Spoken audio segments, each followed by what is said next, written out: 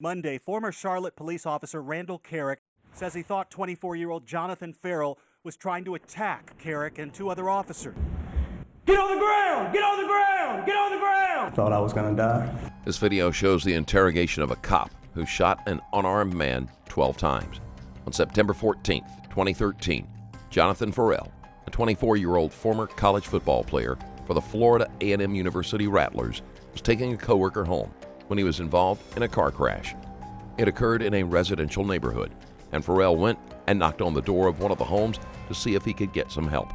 The owner of the home was a woman who was nervous when a stranger came to her door during the night, and her fear prompted a call to the police. When the police arrived, Farrell ran towards them, whereupon one of the officers, Thornell Little, fired a taser at Farrell and missed. Kerrick then opened fire on Farrell, shooting him 12 times and killing him. I don't think I've ever met Sergeant Ayler. It's on homicide, Detective Morales.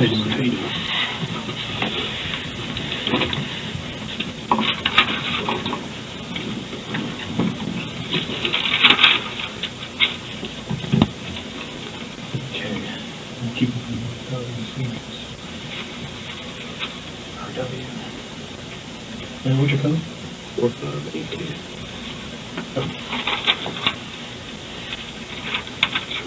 How do you spell your name? Kerrick.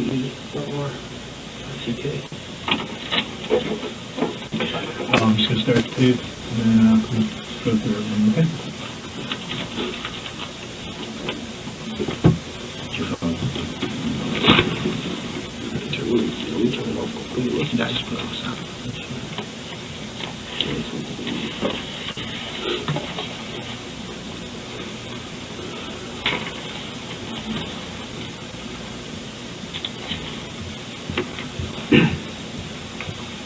The date is September 14th, 2013. The current time is 07:18 hours.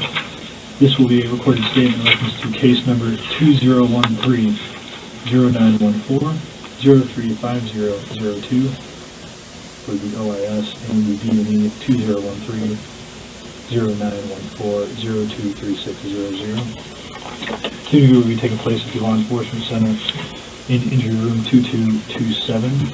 Present Detective E.B. Morales, Sergeant L.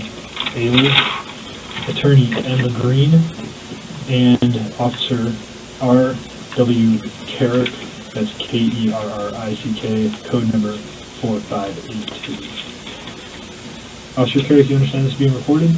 Yes. Okay. And are you okay with that? Yes. Okay. And I just want you to relax. Just want to go over a couple things with you, okay? I want you to know that there are two parallel investigations going on right now, okay?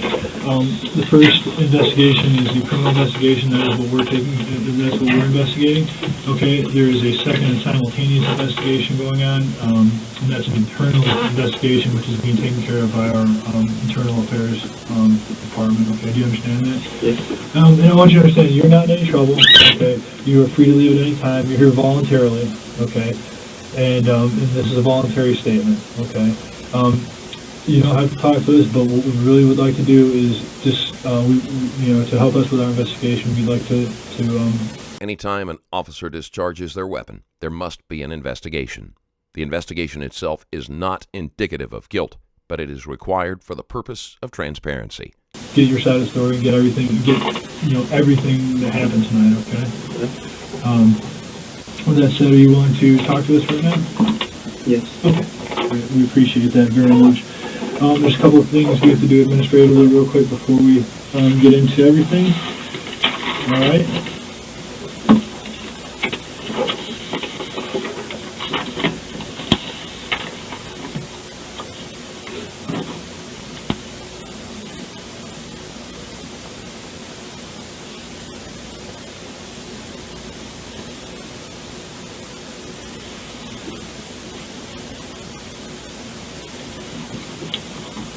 Okay.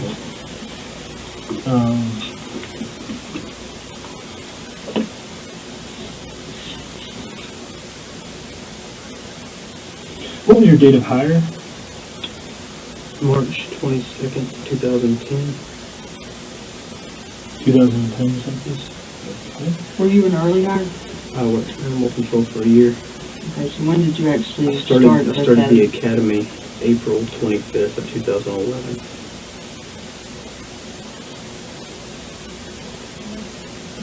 2011. Okay. Had you had any prior law enforcement or military experience? No. What's your current assigned division? Hickory Grove.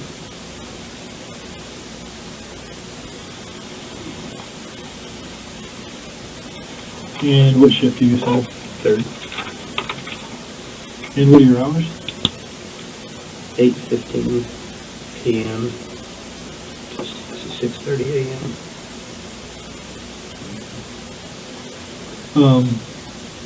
What's your call sign? 12-12-16.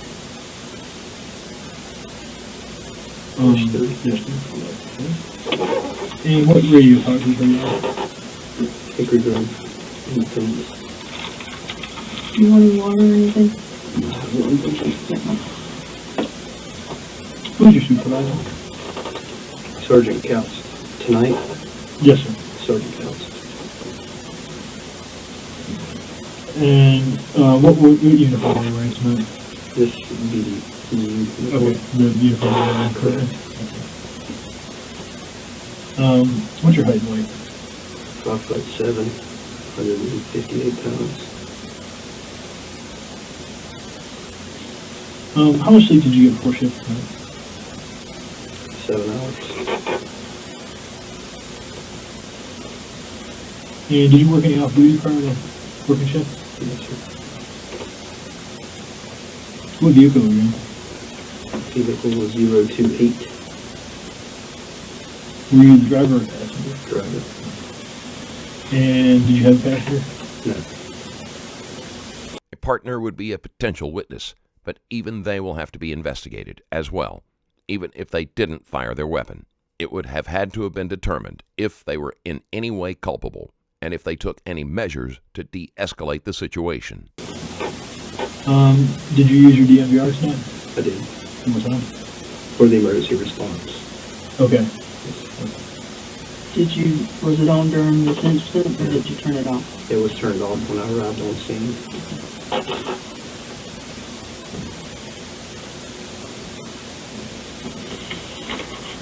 And you have to do that manually, correct?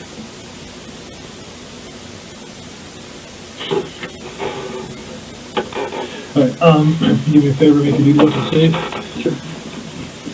And place it on the table.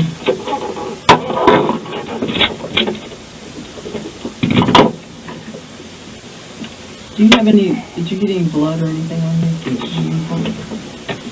You check your hands.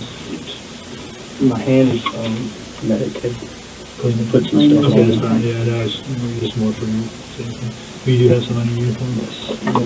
Boots. Boots, okay. Okay. And I guess I'm Yeah. on now. Okay. Can you also give me, replace your other, your extra 2 magazines for the pouch?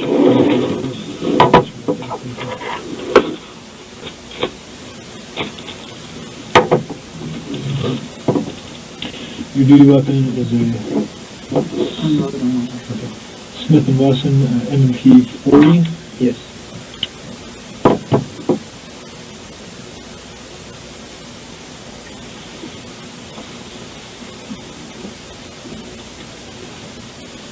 Serial number is MPV 5520. Number of magazines you have is 3. Do you have any additional magazines at all? No. Okay. Do you carry a backup weapon? Do you have any secondary weapons issued to shotguns, No. ARs, nothing like that? Shotgun in the vehicle. Okay. There's a shotgun sitting in the car.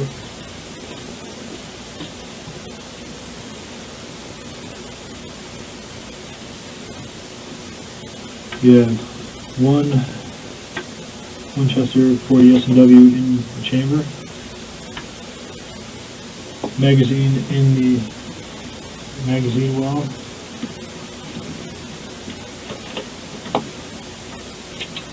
One, two, 3 live rounds in the magazine, which was in the magazine now. That holds 15. Yes. Correct, 15 plus 1, 16. Yes.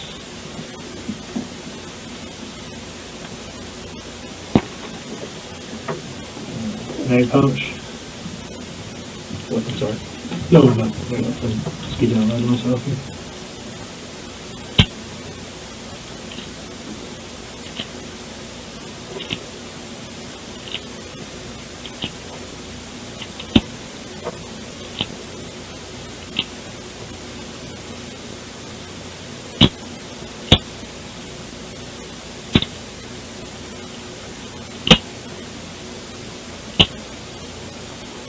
$15 for magazine mag pouch.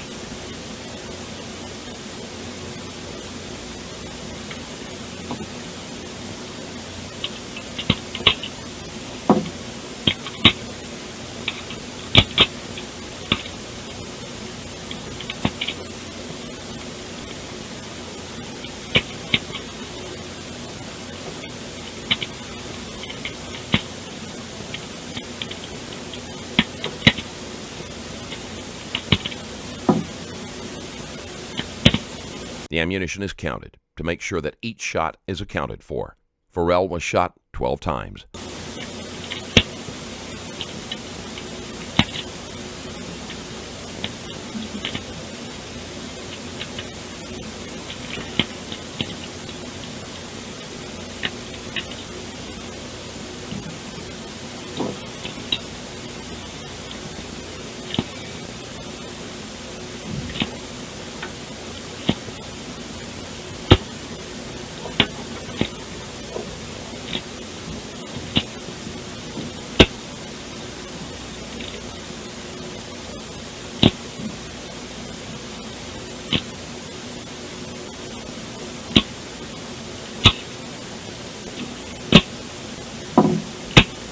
$15 for second mag pouch.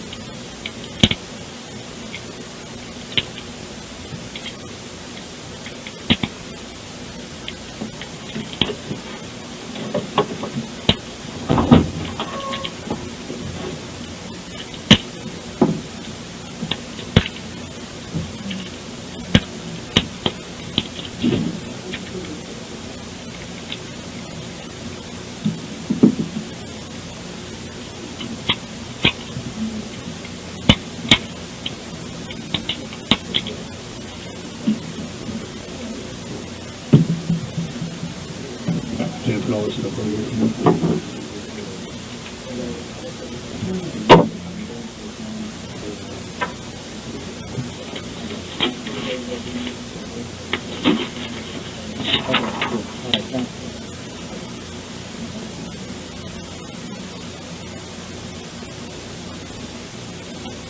You said you don't have a backup weapon?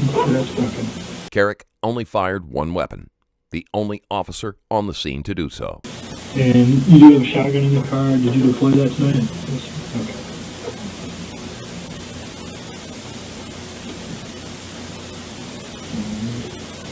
Present.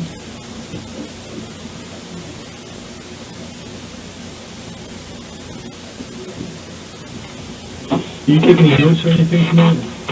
No notes?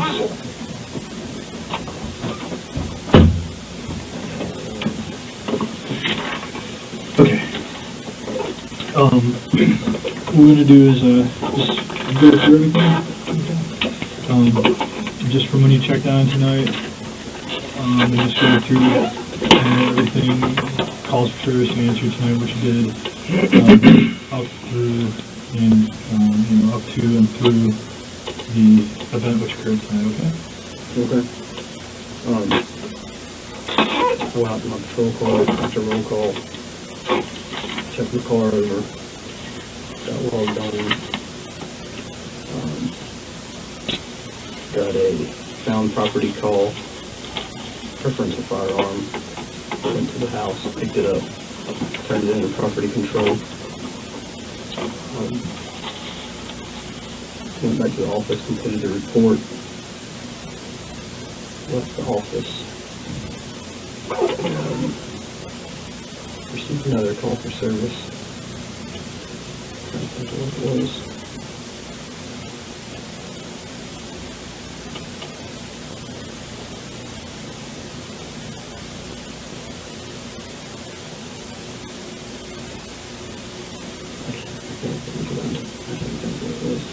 It's okay. Answered one or two more calls for service. Then I went to eat dinner around 12 o'clock. Came back.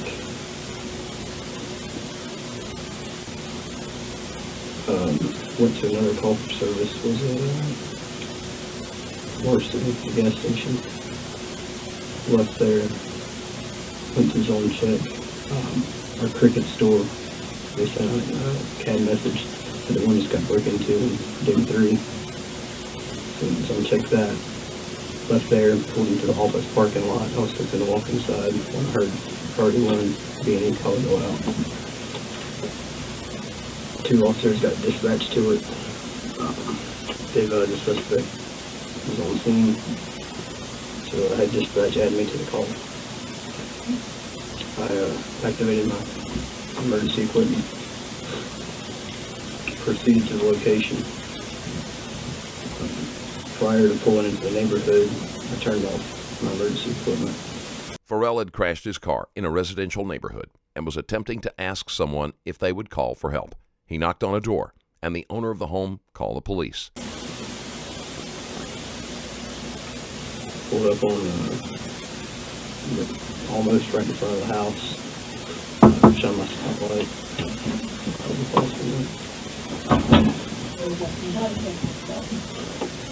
Shone my spotlight around the house, around the property. Didn't see anything. So it was fairly dark right there in that spot. Left my spotlight on, left my headlights on, and got out of the car. And I heard something that sounded like yelling or a loud human grunt sound coming from across the street. I didn't pay much attention to it at first, but I heard it again, and it was just I couldn't tell if it was somebody screaming or if it was, I knew it was a human. So I started to walk up. I was the first one on scene. I started to walk up to the house, got about middle way in the driveway, and Officer Thornell pulled up. So I turned around and advised him that I heard somebody screaming across the street. What did you say, Thornell? Thornell. That's his last name? He pulled up. I advised him that somebody was down there screaming, yelling. We should go check it out, because I didn't know if it was related to the B&E. Dispatch had given out the description of a suspect wearing a green shirt, pants, black male. Where they said they were kicking at the door or had tried to push their way in the door. So Thornell takes off to go down there to check to see what that was. So I get back in my patrol vehicle and proceed to go down there as well. As I'm pulling up, Officer Thornell is outside of his patrol car. I see a subject fitting the description of the B&E suspect walking towards Officer Thornell. Officer Thornell had his taser drawn out on the subject, and I could see the dots, the red dots on the suspect's chest, so I knew the taser was on. Since he had taser, I went a little lethal and drew my firearm out. The suspect kept advancing on Officer Thornell. He deployed his taser. It did not.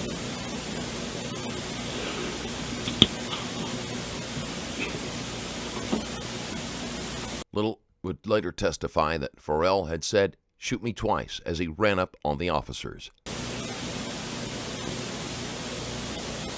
Sorry. Okay. Take your time. Take your time.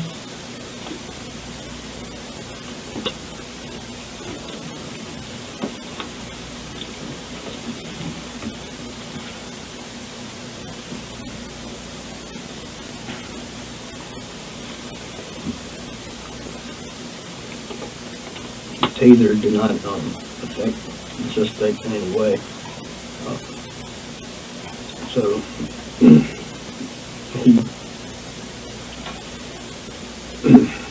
So I yelled for the suspect to stop, and he turned and faced me and started coming towards me.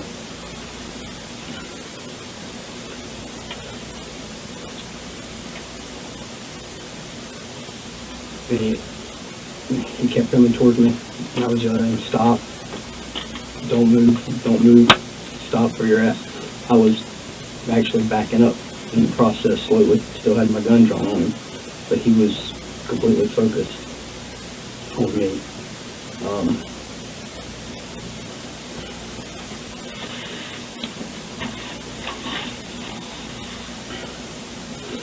I was giving him loud commands, loud verbal commands, but he just wasn't paying me a bit of attention. Stop. And then when he got within, let's say, 10 feet of me, I fired my duty weapon. It did not faze him. He kept coming towards me. I fired again.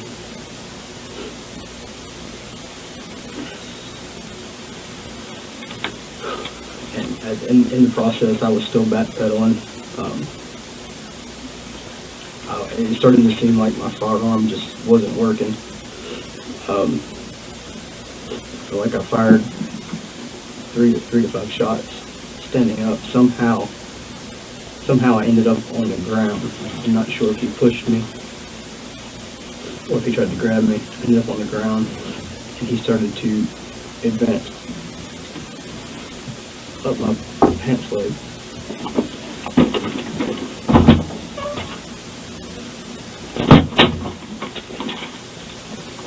And was coming up towards my gun at some point. I felt him hit my gun or grab at my gun. When I took my left arm and was trying to pull back enough to give myself enough room, still telling him to stop. Farrell was unarmed.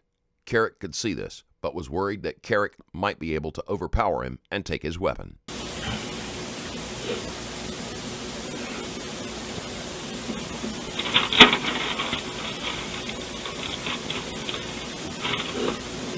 Nothing I would do.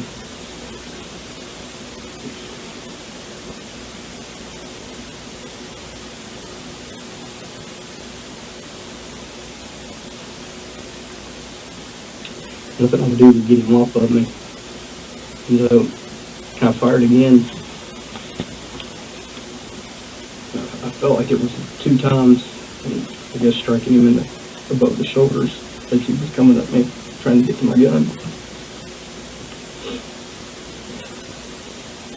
Then I backed away and kept my gun drawn on him.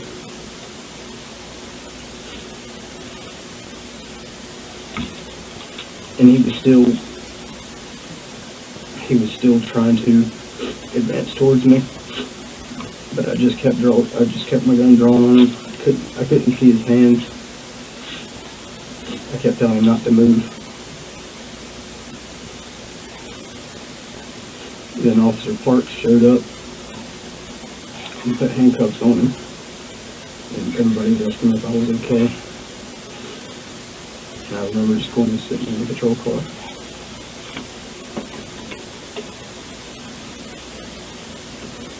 Okay. I want to just sort of go back through we're going to go back through everything again, and try to be a bit more detailed this time. Okay. Do you have your baton on you? Somebody said I didn't have it. I guess I lost it out there on the ground. You don't remember pulling it out? I didn't know that.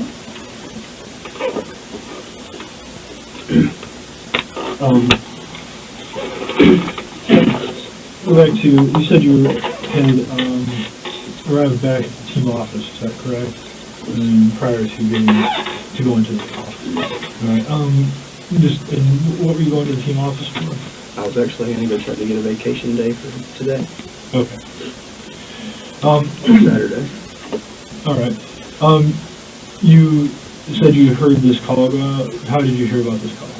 The dispatch sent it out. That was priority 1. Okay. And was it over the radio or Over the radio. Okay. And you heard it, and what did you do when you heard it over the radio? 2 units were going to it, and they advised that the suspect was on the scene. So I said, 12 till 16, you can add me to that meeting. Okay. Did you immediately leave, or did you go? I immediately left. Okay, and that was from where? From the team office. Which team office? Hickory Grove. Okay. All right. What was the information being given out over the radio?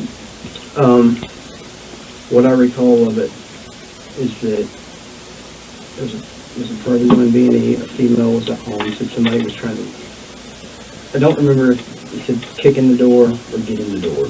Someone knocking unexpectedly at night makes many people nervous, and it can be especially concerning for a woman at home alone.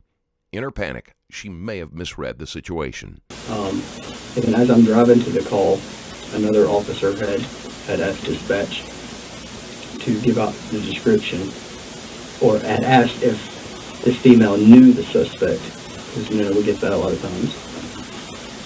And dispatch advised no.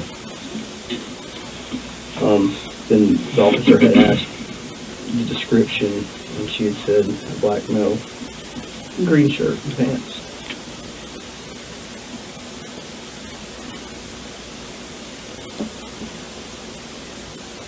And then other officers were advising where they were at, because she was asking for an ETA for officers, who's closer. I ended up being the first one there.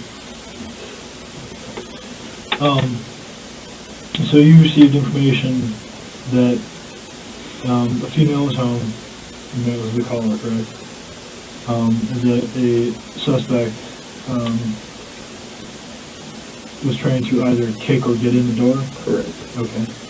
And the description of the suspect was a black male with a green shirt and pants? Correct. Was there anything else you can recall, any kind of other information? Not that I can recall. Okay.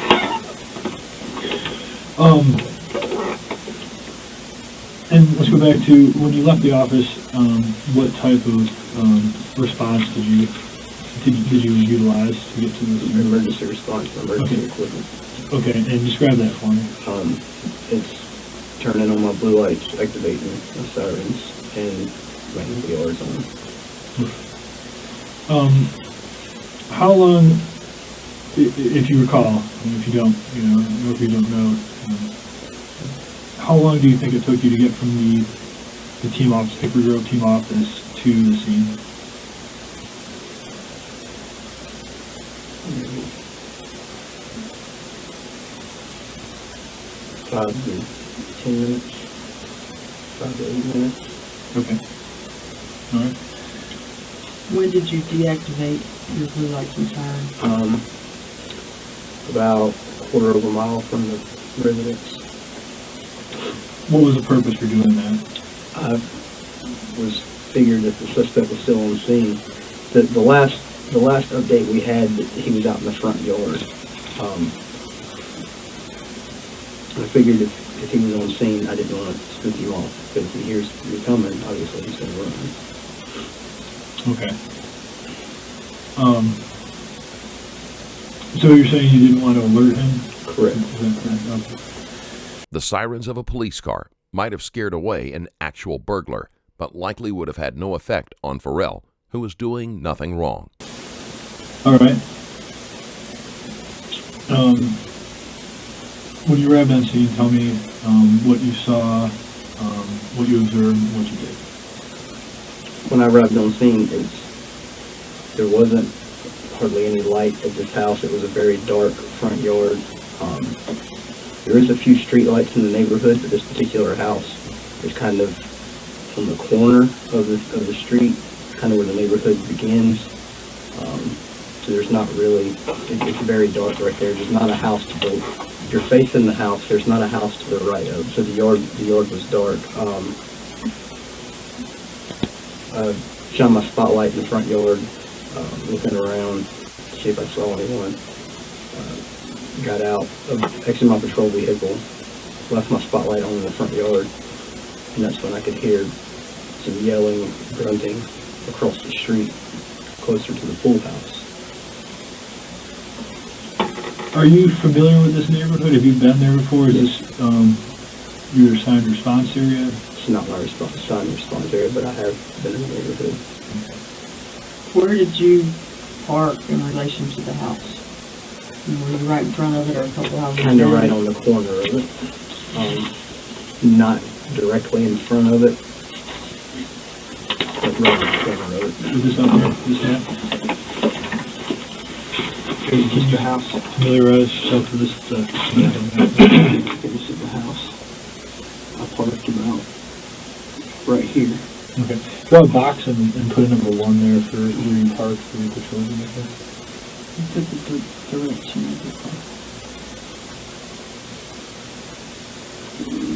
It's not even right real well on that.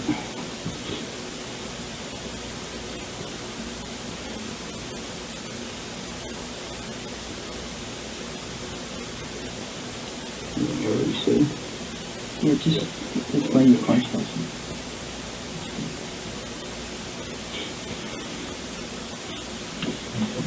So you parked just slightly prior to the house. Correct. Okay. You said you had shined your spotlight into the yard towards the house. Right. Okay. And exited your patrol vehicle. Yes, sir. What did you do next? I began to walk up through here. I was shining my flashlight. Like I said, I could hear the screaming back here. I looked back there a couple of times with my flashlight. I didn't see anything. And right about the time that I got right here in the driveway, another officer was pulling up here. Okay, so you actually entered the property Right. the curtilage itself? Right. Okay. Which officer was this? This was Officer Thorne. This was Thor now.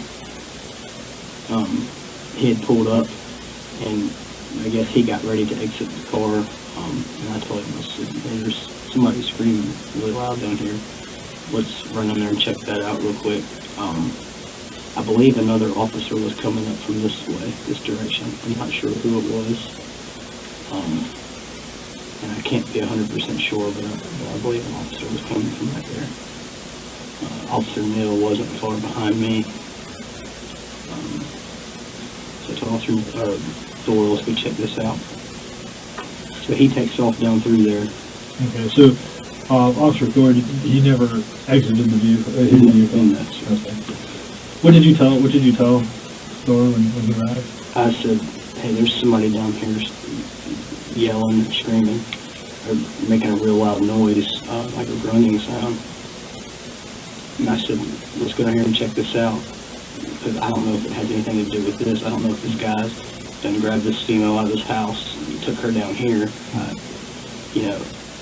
so I wanted that to be a priority since there was so much of it going on. Okay. And just backing up real quick. When investigating a potential break-in, any nearby noise must be checked to rule out that it is connected to the original call. When you did go into onto the property, into the curtilage, what did you observe? What did you see? It was very dark around here. I looked at the front door real brief with my flashlight. I didn't see any marks on it or anything that I could tell. I believe the garage was over here. Were there any lights on at all? I don't recall there being lights on. It was very dark. Did you see anybody anywhere on the property or anything? No. Did anybody come and make contact with you from inside the house or from around the property at all? Okay. If I heard you right, your concern is that the possible suspect may have taken the female out. It's very dark, which is to me was a little odd for somebody who was calling 911 about somebody trying to get in their house. So I wanted to check this out. Officer, you're saying Thornell, right? Is he black or white officer? He's black. Okay. Are you sure that's his last name? I call him Thor. I believe his last name is Thornell. How long have you worked with him for? So I graduated the academy October 7th, 2011. Could that be his first name? Could be. Okay. I think it's Thornell Little. That's it, yeah. Okay. Little. Okay. I just Sorry, want to make sure, that's my I just want fault. to make sure we're right on the officer. It's just not working for That's other fine. stuff. So it's Thornell Little, but fairly Yes. tall, Yes. black male. Okay. Wears glasses. Okay. What was that? So you're up there, no one's making contact with you, it's dark, you're doing a cursory search, a cursory observation of everything in the yard. Right. And you heard yelling come from this way. Officer Little is coming from, do you know what the street is this way here? I know Clayford Ridge is way up here somewhere. I don't know if that's the first street. I don't know if that's the first street on the left. This here, the big picture and the little picture. So Officer Little is coming from this way here towards you. I guess you said Clayford Ridge, is that correct? Is somewhere in here. I don't. Okay. He arrives, you describe, So it's the pool. Yeah, so he would have been coming up from here. okay. And you briefed him on what Right. you had observed and heard and stuff. Correct. And what does he do? He already in his patrol car. He takes off down through this way. He ever exited his patrol car? No. Using pictures of the location will help to avoid confusion as Kerrick describes his movements. Otherwise, a misunderstanding could make it sound as if he is lying. So I get back in my patrol car, of course, to back him up down through there. And I go down through there, I get behind his patrol car, and I see that he stopped about middle ways. Let's go to the big map here. How far down did you guys go? And which street is that? I don't know the street name, but it's where the pool access is at. Okay, so Reedy Creek Pool Drive on this map is where That would be it. How far down did you guys go? About middle ways, about here. Okay. If you want to put again, draw your car and his car.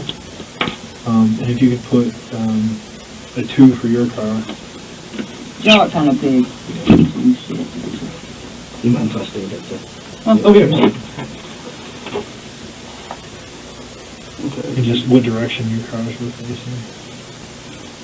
It's gonna be odd. So, for my car, it'd be a 2. Yes, sir. And do his car a 3.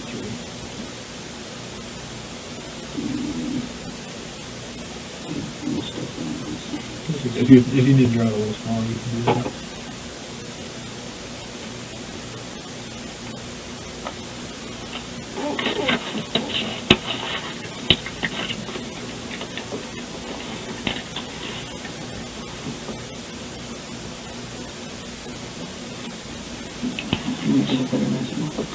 Yeah.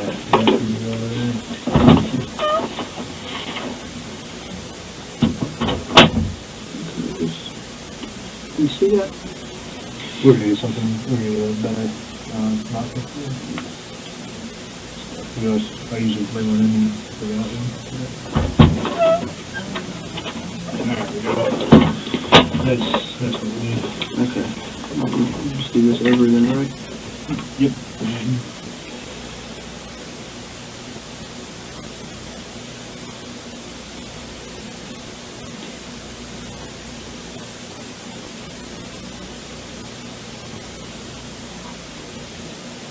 Okay. When I pull up, And which way, both your cars are oh, going? it's facing this way. Okay. So this is him, and this is you. Yes. Put an L on his car, or next to his car for a little. Okay, here we go. Okay.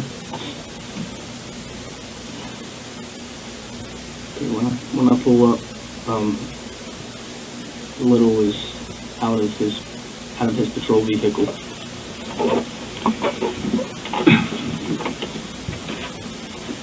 And the first thing I've noticed, that I observed, is his taser's out. Okay. What side of his patrol vehicle was he on? The driver's side. All right. And was he posted on the vehicle, or where was he positioned? He was kind of next to it, a couple feet away from it. Okay. Just out towards the side, or in front, or back? Towards the side. Okay. On the driver's side. More towards the back of the car, though. But on the driver's side. On the driver's side. Okay. Then I see the suspect matching description of the B&E suspect, black male, wearing pants, a green shirt. Describe the person you saw at that point in time. Just describe everything about that person. Black male, short hair. Let's see, 5'9", 195 pounds. Muscular build.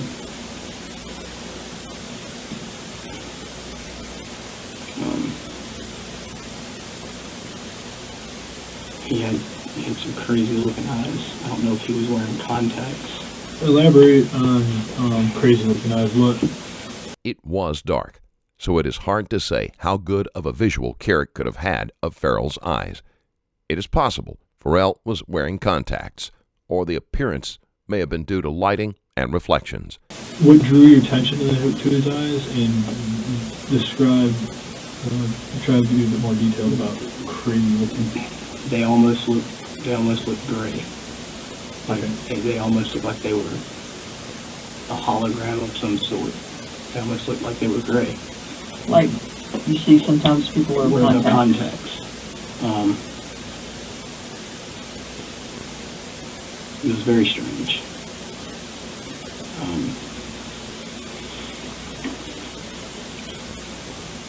Then I see Officer Thornell has his taser out, so he has non-lethal. So I draw my duty weapon. I notice the red dots are on the suspect. So Thornell obviously had his taser turned on. What was the positioning of the red dots? You can show us on yourself, or you can show us on me. The last time that I had seen them, they were about like that. Okay, so you're indicating basically above his right, upper right chest and lower left stomach, is that correct? Around that, yes. At this point, what distance are y'all from him? Thornell's actually pretty close to him. I was more towards my patrol car. If you stand up and someone And if we need to open the door to get the distance, Okay. we can do that. Yeah, you'll have to open the door.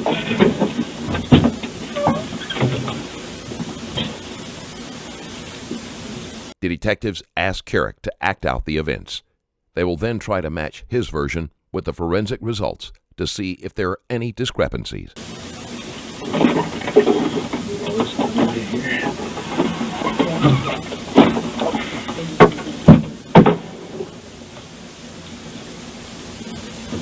Okay.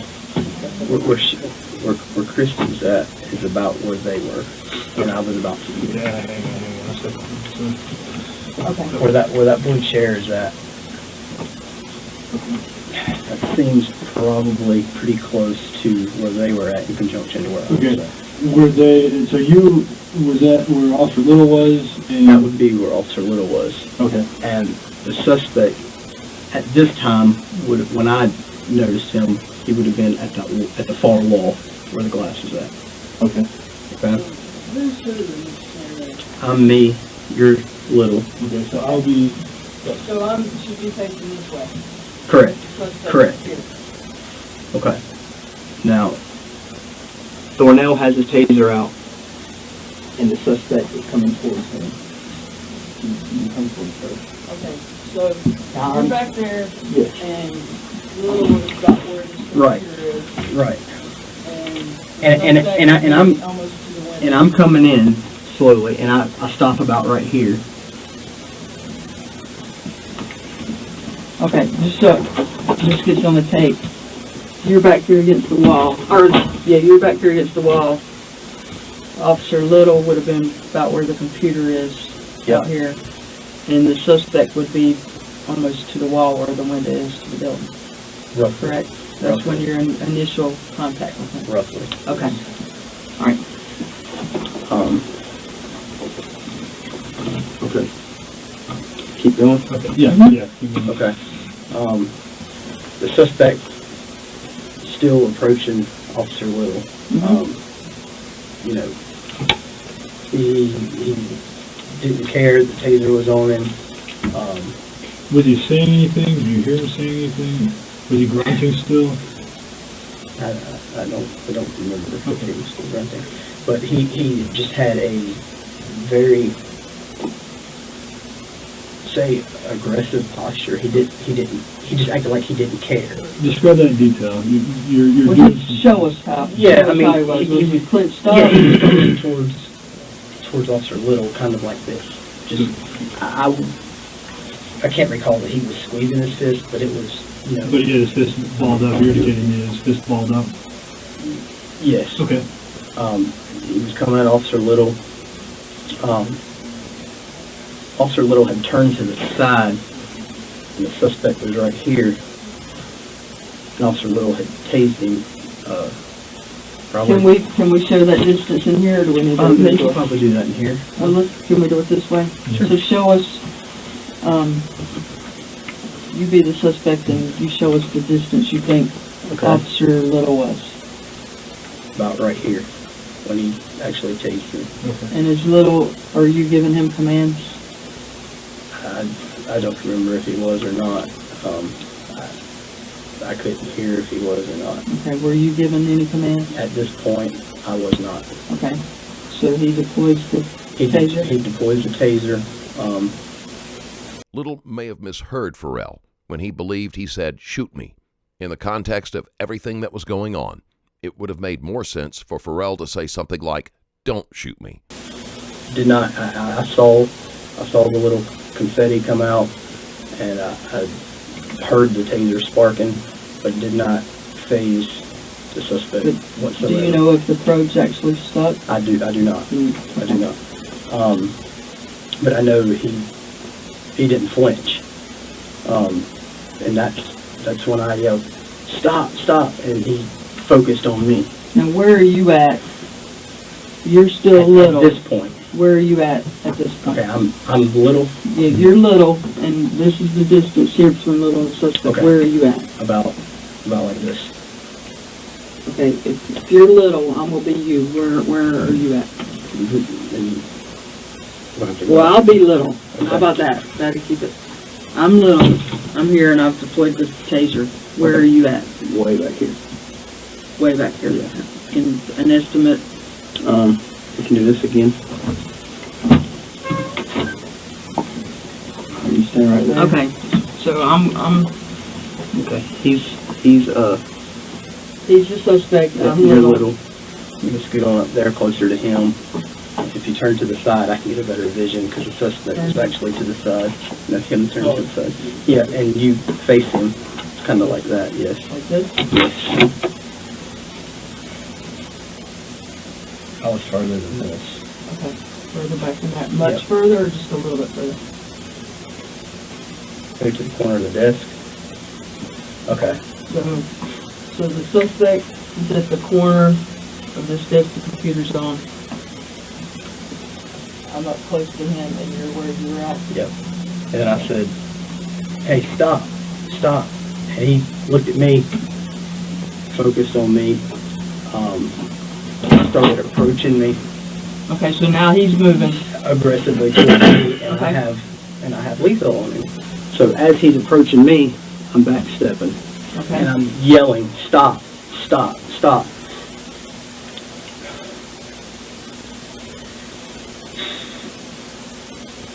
And he starts to do something over here on the side, and then he starts to run faster. He starts not running, but he starts moving faster. And when he got to about this distance, I have my gun out. Back up a little bit. Come on. This distance? When he gets to about this distance,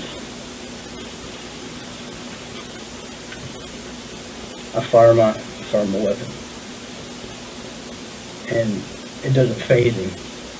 Do you know how many times you think you fired at this point? I felt like I had fired 2 to 3 times here, and I'm still backpedaling, telling him to stop. I'm backing up, and he just comes at me even faster, and so I'm like, and my gun's it's not stopping it. At some point,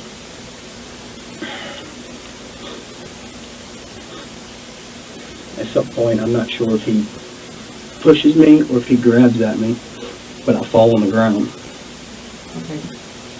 Can you get down on the ground the way you were positioned? Okay. I get down like this,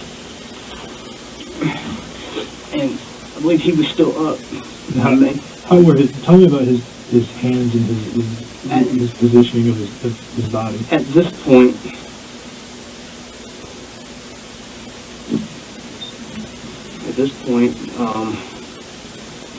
he was just doing whatever he could to get towards me. Can you see his hands at this point? At this point, I can see his hands. Yes. Okay, and you don't see anything in his hands at this point? No, I don't. He lunges at me, gets down here by my feet. I felt a jerk on my gun. Okay. Can you put him in the position and describe the lunge? What do you mean by lunge? Because he's still standing, right? Was he like this here? He was actually like kind of down here with me. Okay, was he laying on you? Grabbing at my leg, like coming up my body, and I'm trying to still get away. I'm trying to backpedal. So is he down on his knees, or is he down like on his belly? Like kind of more or less on his belly. Okay. Kind of like that. Kind of like that, and I feel a jerk. At one point, I let out a yell. I don't know if I said help. I just remember yelling and screaming because, and so I'm still trying to get away. And I got hit in the mouth at some point. I don't remember when he struck me in the mouth. Okay. Did you say he struck you in the mouth? Yes. I mean, do you remember him actually like throwing a punch at you, or do you just know at some point you were hit in the mouth? I just know at some point I was hit in the mouth. But you don't distinctly remember him throwing a punch or anything? Okay. Because it would have happened when we were on the ground. And also, when you said you felt a tug, was that on your actual gun or on your arm? While my forearm was out. Was he pulling on your arm or the actual gun? It was actually on the gun itself. Okay. Okay. So I'm still trying to pull away, and at this point, I'm firing to get him off of me. And I'm firing, and he's still aggressing towards me. And how is he moving? Just like a crawl? Yeah, just still advancing right towards me. Like this here? Kind of like a belly crawl? Yes, but he's more or less on me. Okay. And then I don't know if I hit him in the face, in the head. I don't know, but when you say hit, you mean with the rounds? Correct, the rounds. But one shot made him stop enough to where I was able to get up like this, and I got some distance. And he was still trying to move towards me, still crawling towards me. Farrell was most likely in pain and his movements may have been erratic and lacking in any kind of intent. At that point, it should have been possible for Kerrick to move out of the way without having to fire at such a close range. And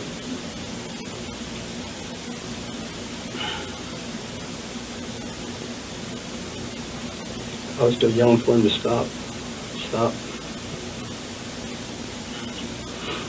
My only fear was when I was on the ground is that he was going to get my gun and shoot me with it, and then Thor was out there. Because the gun wasn't stopping him. Did you fire any more rounds once you got up? Once I got up. So all your rounds were initially when he was coming at you, and then when he was down on the ground, you say he's grabbing at your gun. Okay. Do you recall what Officer Little was doing during any of this? I don't know what. I know Officer Neal was there, and I know Officer Fuller was there, but I do not recall what they were doing. But I still had my firearm drawn down on him, and I believe I hadn't quite stood all the way up, and I was telling him, don't move. And he had his hands tucked under here. So he's laying belly down and he's got his hands up under his belly? Yes, but he was still trying to crawl. Like, was he like this here, or was he? It seemed more like up here. Yeah, and he was still trying to crawl towards my direction, and I'm still saying, don't move. And then Officer Parks pulls up and says somebody needs to put handcuffs on him, and they ended up cuffing him.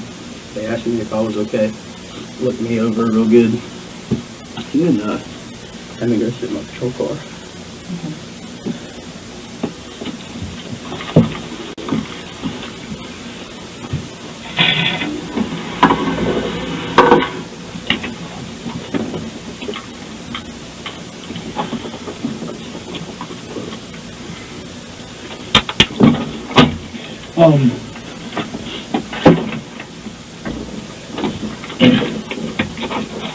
When you first, if you want to sit down, if you want to stand up, you can stand up, it's not a problem. When you first got there, I want to talk about going back to the Reedy Creek Pool Drive. You guys arrived on that. When you first observed him,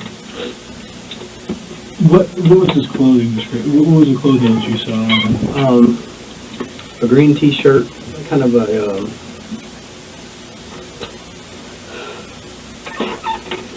like a lighter green colored shirt.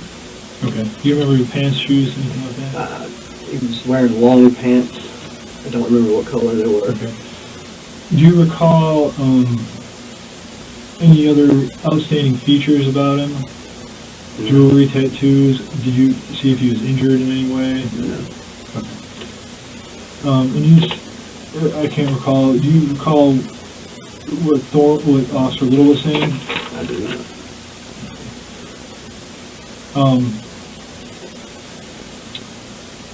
And when you first got there, how long was it that you, I guess, what was the time span between when Officer Little had arrived and first made contact with him to when you arrived? He pulled up. I was probably 10 seconds behind him. Okay. So there was somewhat of a small gap. Yes. I mean, Officer Thornell was already out of his patrol vehicle, okay, and already had his taser in his hand. So it was not simultaneous? No. Okay. We didn't pull it at the exact same time, yes, sir. Okay. Describe the lighting conditions for me. There is light through that strip. Lights aren't very bright, and there's spots of shade because there's actually a lot of wooded area out there. Mm-hmm. So there are street lights, but it's not very bright out there. Okay. Did you have your headlights on? Yes. Okay. How about your spotlight or your takedown lights? Takedowns, no. Spotlight, yes. Okay. Were your blue lights activated? No. Okay. How about your DMVR? No. Okay. Flashlight? I don't believe I had my flashlight in my hand. Okay. All right. And I think I'm reiterating this, but tell me what he was doing when Factors such as lighting and weather can impact these types of situations. Anything that affects visibility can make it easy to misinterpret movements, expressions, and intent. the suspect was doing when Officer Little had the taser on him when he first arrived. He was coming right towards him. Okay. He was coming at him like he was going to attack him. Okay. And you couldn't hear if he was saying anything or if Officer Little was saying anything? I couldn't. But I know that if I did not go down there with Officer Little, something really bad could happen to Officer Little. Okay.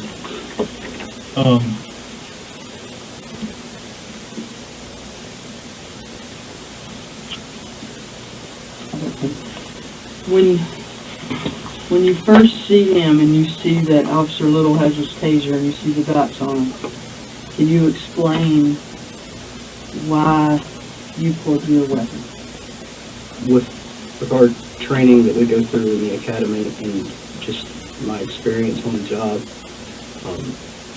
if somebody has a taser, another person needs to go lethal, but we don't know what this guy's got on him. He just broke into a house. We don't know if he's got a knife, if he's got a gun. And that taser's, it's not going to do nothing when somebody draws a gun on you. Okay. And then obviously, the taser didn't work the first time. And I didn't have time to even try to put my firearm away and go for the taser anyway. Can you try, when he turns and focuses on you, what's going through your head? Why do you feel that you need to fire your weapon at that point?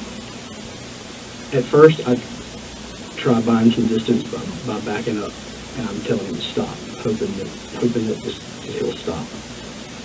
And so I keep backing up, and then he starts going right down here. He starts moving at a much faster pace, and I couldn't back up. So you're saying here, so he's reaching in his waistband area? He was going down in this area. He didn't actually stick his hand down in his pants, but he was going down in this area. And I yelled, stop, and then he picked up this pace really quick. And when he got right up towards me, that's probably from me to you. I'm still backpedaling, and that's when I fired a shot. I didn't want him to take his gun from me. Was his shirt tucked in or out? It was out. So When I recall, it was out. You couldn't see if he was grabbing for anything? No. Police are usually trained to be wary anytime a suspect's hands are not visible, or if they suddenly move toward a waistband or pocket. So what's your concerns when he's reaching in his waistband? There could be a gun there. I mean, it won't take him but a second to grab a weapon. And if it had been a knife, he was close enough distance to where if he had got to me, he could have harmed me, or could have easily got to my gun. Okay. I feel that if I did not act when I did, that he would have been able to take my gun, disarm me, and take my gun, because the first couple of shots did not faze him at all. Absolutely at all. And I suspect that I was hitting him, but I guess there's a chance that I wasn't. So you couldn't tell if you were, you assumed you were hitting him? Right. Like I said, I think that was the biggest shock to my body, that here I am shooting at someone, they're still aggressive on me, even on the ground. And I fire shots this close, and that's doing nothing. You don't recall him ever saying anything. He never responds back to any of your commands. Like he was completely zoned out.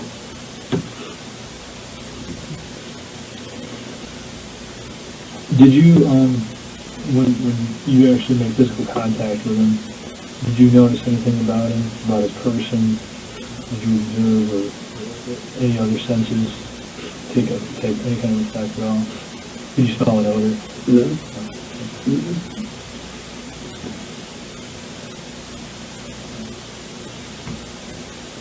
You have any questions?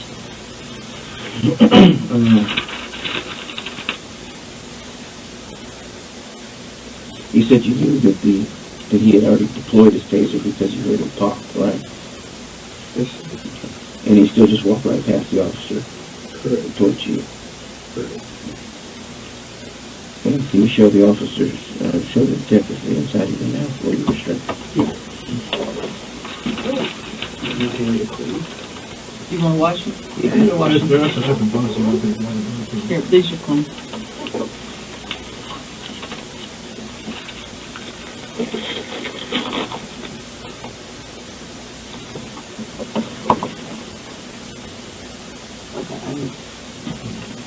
Yeah, you've got like a little bubble blister. It kind of feels like it runs from here down to here, on the Yeah, a inside. little like clear bubble blister. And that happened when he was on the ground. So he was close enough to you to strike your face, so obviously he was close enough to grab your weapon, is that right? Yes, sir. Okay. And when you, how fast did it take him to get to you? Even with you backing up? I mean, seconds. Even with you backing up? Even with me backing up. I mean, the only other option would have been for me to turn around and run. Yeah, I mean, he was coming at me, and he was not letting up whatsoever. And you couldn't hear what he was saying, but you know he was saying something. When he was coming towards me, Or back before when he was back little. before when he was little. And when you were demonstrating to the officers or to the detectives about his posture, and you said it was aggressive, and was he pumping his fist, or what was he doing? Just coming at me, Like, I mean, are you just like rigid, kind of? yeah, just kind of rigid. Like people just get really, really pissed off. Farrell was shocked and afraid. He was seeking help, and suddenly he was being yelled at by several officers for no discernible reason. Naturally, his body language would become tense, as he had no idea what to expect. Is that what he looked? His facial expression? Yeah, Did he look? he really didn't have any real. He was just look. I can't hardly explain it.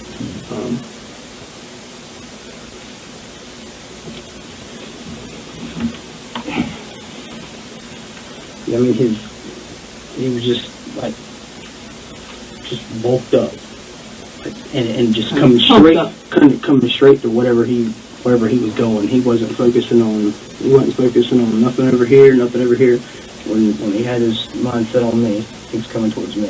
And at first, before I got there, it seemed like he was focusing on Little. And after Little tased him, and I said, stop. And he looks at me and comes towards me, and I'm like, okay, taser didn't work. Okay. Can you stand over here and be Officer Kerrick, and then you go outside the door and try and show us the speed that he was coming at you?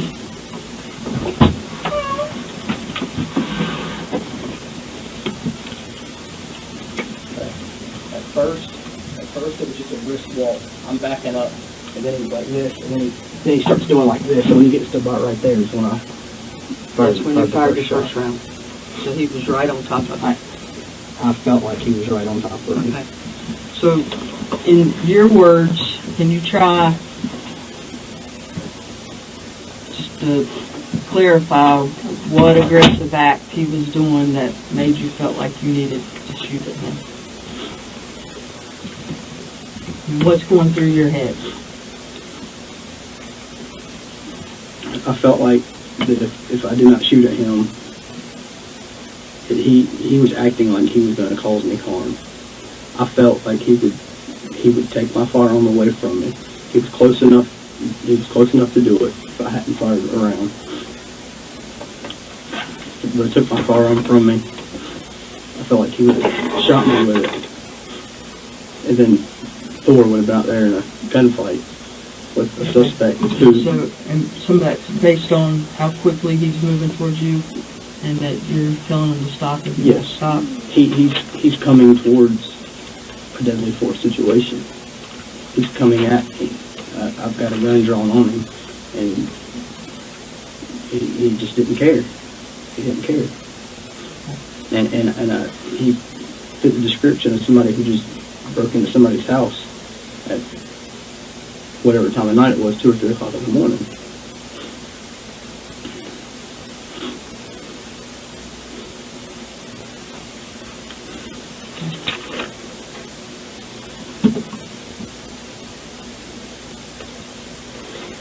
Can I ask one more question? Did he at any point, from the time that you got to the scene, when you saw Officer Little have his taser trained on him, did he at any point pause? Did he at any point give any pause? No. Or was it his actions toward Officer Little and then directed to you? Directly towards Officer Little. He was walking from a distance towards Officer Little, straight.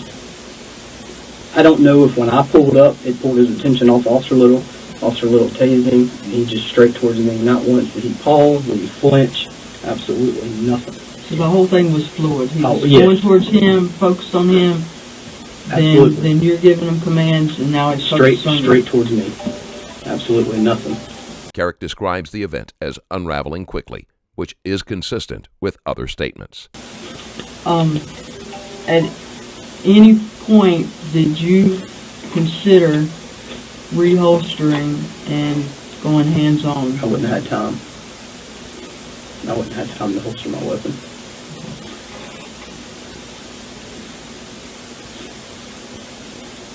And were his arms long enough? Well, they were obviously long enough to hit you in the mouth. So they were long enough to grab your gun, which was in front of you. Is that right? Yes, sir. And could he have reached his arms to the top of your head?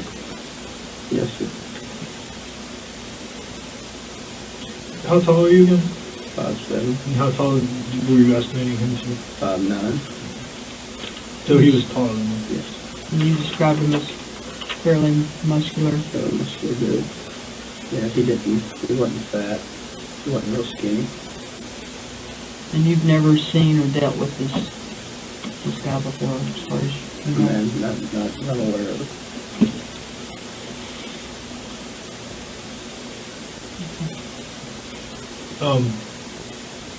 We received, training through or VLT and stuff.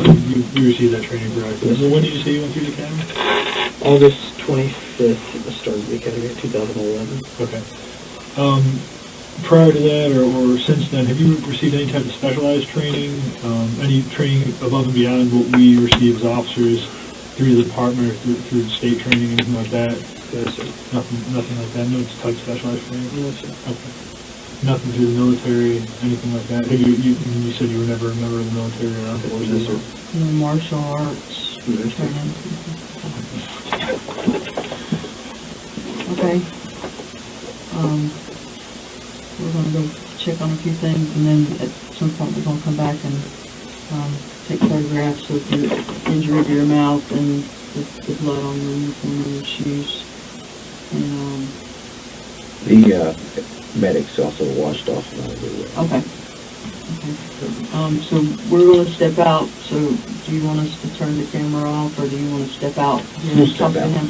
Okay. Is it okay if I run to the restroom too? Yeah, Sure. real quick, do me a favor here. I just want you to sign these. This is Just step out there, and then when you get through, well, you can still sit out there. When we take photographs and stuff, or if we need to ask anything else, we'll come back in here. It was getting easier. Hmm? It was getting easier. Well, This whole was getting easier for me. It's pretty tough.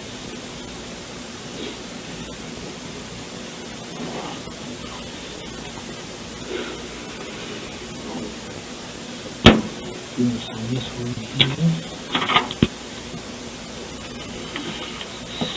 It's John full signature. Just whatever your mark is. Yeah.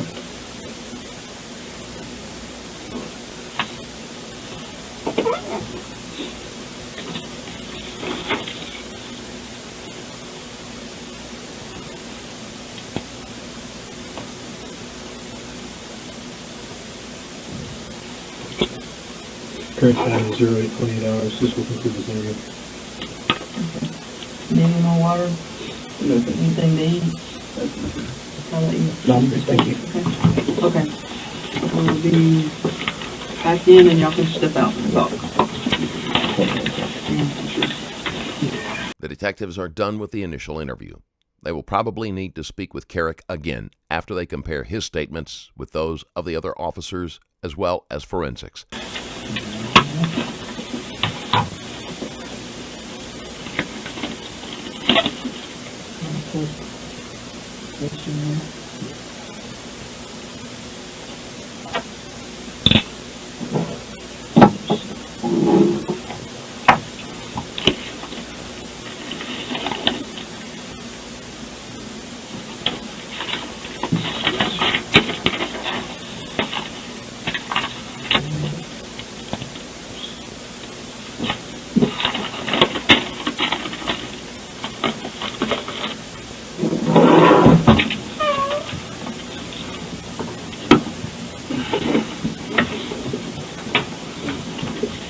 The day following the shooting, Officer Randall Kerrick was charged with voluntary manslaughter and was released on $45,000 bail from jail.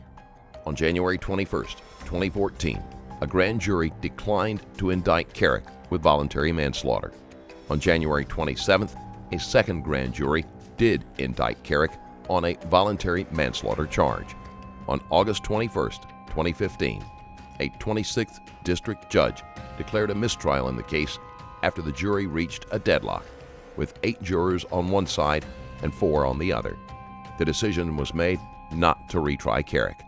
On May 14, 2015, the city of Charlotte settled a separate lawsuit with Farrell's family for $2.25 million. On October 2, 2015, Kerrick resigned from the police force.